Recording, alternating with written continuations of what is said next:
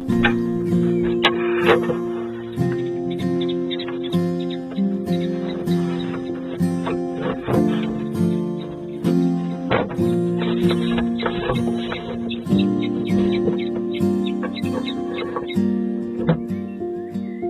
only 20 minutes before the male returns with a vole. The chicks don't immediately grab it, and he looks a bit unsure. He settles for the safe option, brooding again. He seems confident with this task now.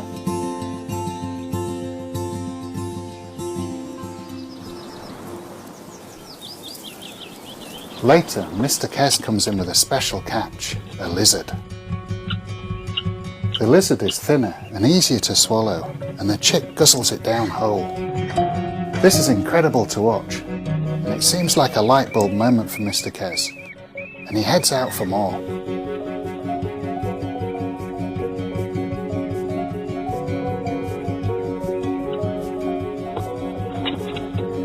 He comes back in with purpose. Sets the mouse down and starts tearing it up for the chicks. It's absolutely magic. Against all the odds, this male kestrel has learnt how to feed his chicks. They've still got a long way to go, but with Mr. Kes to care for them, I think these chicks have got a good chance of survival.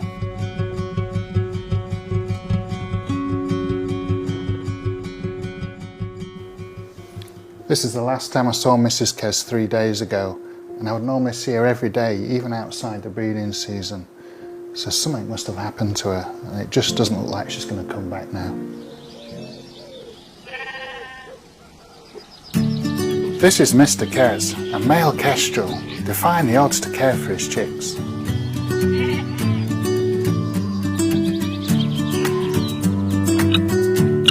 Male kestrels are the hunters of the family. But Mr. Kes has done the impossible, learning to tit-bit feed them too. But with his duties split between hunting and feeding, he's got a tough job. Mr. Kes is doing really well. He's feeding the chicks now, but he isn't quite feeding them enough, so I'm heading down just to give the chicks a bit extra.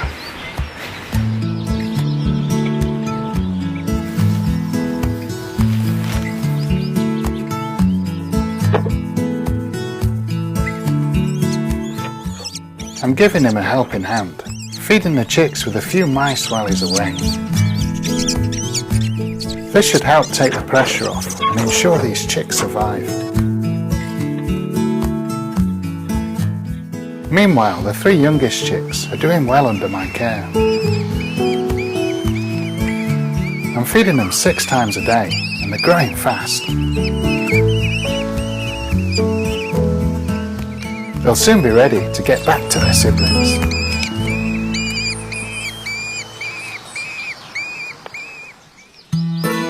Under the care of Mr. Kes, and with a bit of help from me, the older chicks are developing too.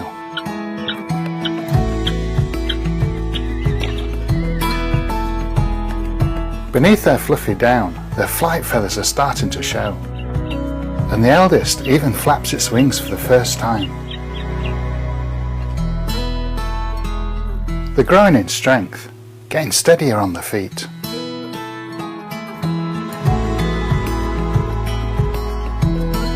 After nearly losing these chicks, it's amazing to see.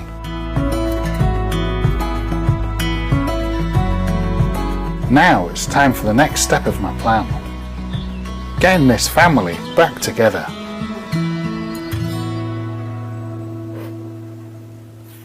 So I've had these little kestrels with me just over a week now, and they're doing really well. So it's time for them to go back into the nest, and hopefully Mr. Kes will cope with them.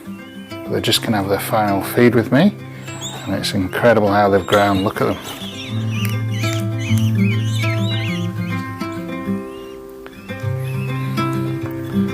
The smallest one is still little, but it's really sort of growing and doing well. Yeah, I think we're filling them up again.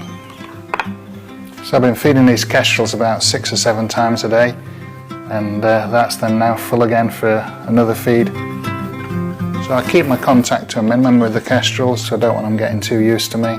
They're going to go into the nest box in a few minutes, and we just got to wish them well now. But they're going to be back in with the male kestrel, and it's going to be really interesting to see how they get on there.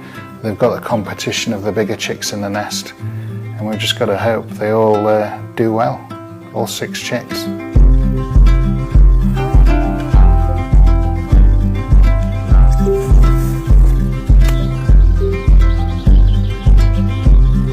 So it's time to get these kestrels back in the nest where they belong, and I'm sure this plan's going to work, and I'm just delighted we've got this far with them. It's going to be interesting to see what the other chicks make of it all. Alright then, little one first. It's a good sign they're noisy when you pick them up. Right. There you go. Doesn't want to leave.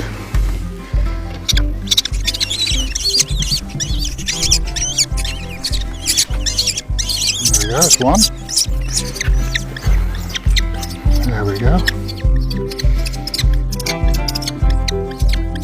Alright then, well, good luck. Another one in. They're feeling a really good weight.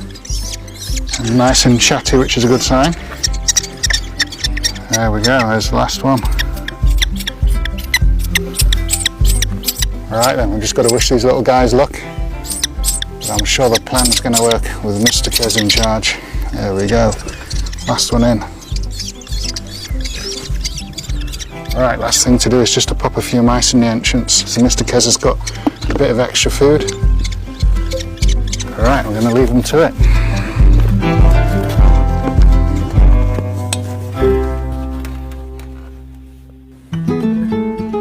Look at that, I can see them on the live camera just underneath the nest now. And it's incredible to see all 6 chicks back together. The youngest chicks seem intrigued to be back home, but the older 3 hide in the corner. They seem a bit stunned by the siblings' return.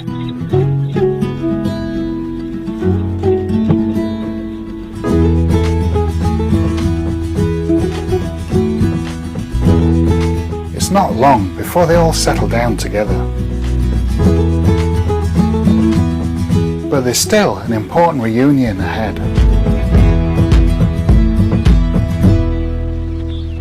An hour later, Mr. Kez is back, and he heads straight in to feed. He's so focused on his role, I'm not sure if he's noticed the additions to the nest. He gets to work, feeding the brood with a vole he's caught.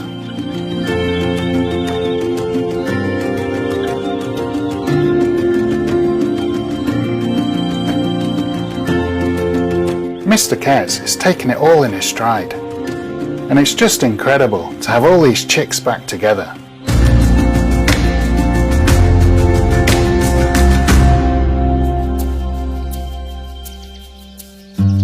Mr. Kez is working hard, bringing in prey,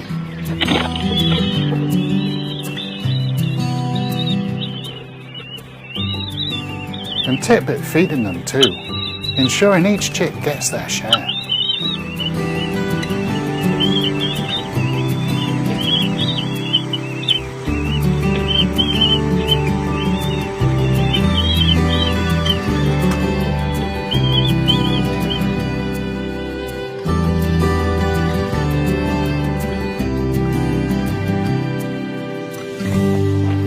So the male kestrel's had all 6 chicks for about a day now, so I'm going to nip down and see how they're getting on, and some of them might be hungry, so I'm just going to top them up with food.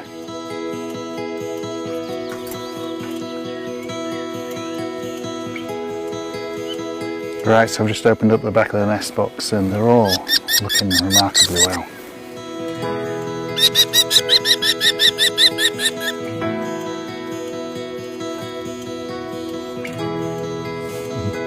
They're just doing amazingly well. It's just a little 2 that need topping up with food, and a lot of chatter from them.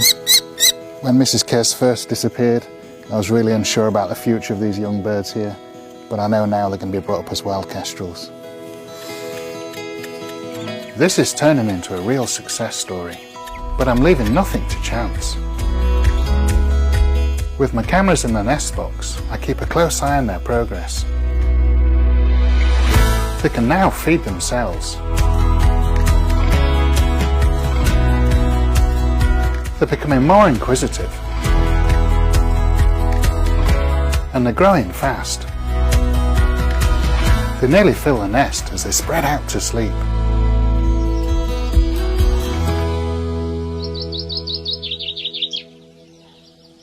Now at 3 weeks old, the feathers are developing too. Believe it or not, in just a week they'll be ready to leave the nest. And with fledging day fast approaching, it's time for them to get their ID rings. So I've made this trip many times over the last few weeks, heading up there to feed these kestrels, but today's different. Today's ringing day, so we're going to be putting identification rings on these chicks, and I'm going to do 3 at once, just in case the male comes back, he's still got chicks in there.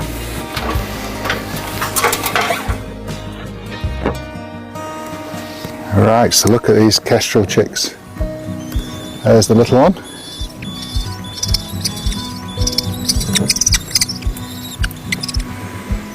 So there's a lot of chatter as usual with kestrels, but this is the smallest of the chicks. And it's just incredible how they've grown. They're doing really well, but I'm just going to take 3 down at once. And this is one of my rescue chicks as well, one of the ones I hired for a week. That's the other rescue chick at the back there. Come on. Alright then, you can go in the bag. And the older chicks are safe in the nest if Mr. Kes returns. Right, Jean, I can't wait to show you these ones. Oh, mega. Jean Thorpe runs a local wildlife rescue centre, and she's a licensed bird ringer too. Here we go, this is the smallest one. Oh, that's a bit fab. And feel how chubby it is now. This one nearly died, this one. Ah, you're a bit lush. Give me a leg. Right. Jean fits the chick with a lightweight metal ring, perfectly sized to fit for life. Are we weighing? Yeah, definitely. Each chick is weighed to provide the BTO with data on kestrel chick development.